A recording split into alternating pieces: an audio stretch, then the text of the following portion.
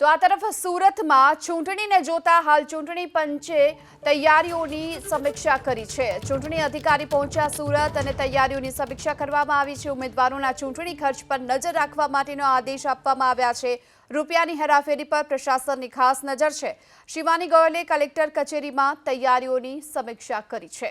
જાહેરનામું પ્રસિદ્ધ થતાની સાથોસાથ પ્રશાસન પણ એલર્ટ મોડ પર આવ્યું છે અને ઉમેદવારોના ચૂંટણી ખર્ચ પર નજર રાખવા માટેનો હાલ આદેશ આપવામાં આવ્યો। સુરતમાં ચૂંટણી અધિકારી શિવાની ગોયલ પહોંચ્યા હતા, તૈયારીઓની સમીક્ષા કરી અને કલેક્ટર કચેરીમાં આ અંગે કયા પ્રકારની તૈયારી છે તે અંગે ચર્ચા પણ કરવામાં આવી।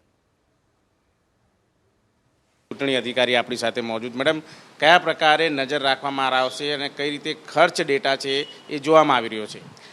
ઇલેક્શન કમિશન ઓફ ઇન્ડિયા દ્વારા દરેક કેન્ડિડેટ માટે એક એક્સપેન્ડિચર સીલિંગ નક્કી કરવામાં આવી છે, જે માટે આજે મેં કંટ્રોલ રૂમની વિઝિટ કરવામાં આવી છે।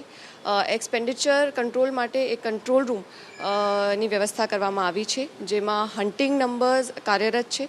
હન્ટિંગ નંબર્સ ઉપર કોઈ પણ એક્સપેન્ડિચર સંબંધિત કોઈ પણ કમ્પ્લેન્ટ આવે તો અહીંયા આ કમ્પ્લેન્ટ લેવામાં આવે છે, આની નોંધણી કરવામાં આવે છે, ચેકિંગ કરવામાં આવે છે અને પછી તપાસ પછી ડિસ્પોઝલ કરવામાં આવે છે। આ સાથે એક્સપેન્ડિચર ઉપર કંટ્રોલ કરવા માટે ફ્લાઇંગ સ્ક્વોડ્સ અને આજ જાહેરાત ઇલેક્શનની નોટિફિકેશન ડેટથી એસએસટીઝ સ્ટેટિક સર્વેલન્સ ટીમ્સ પણ એક્ટિવ છે।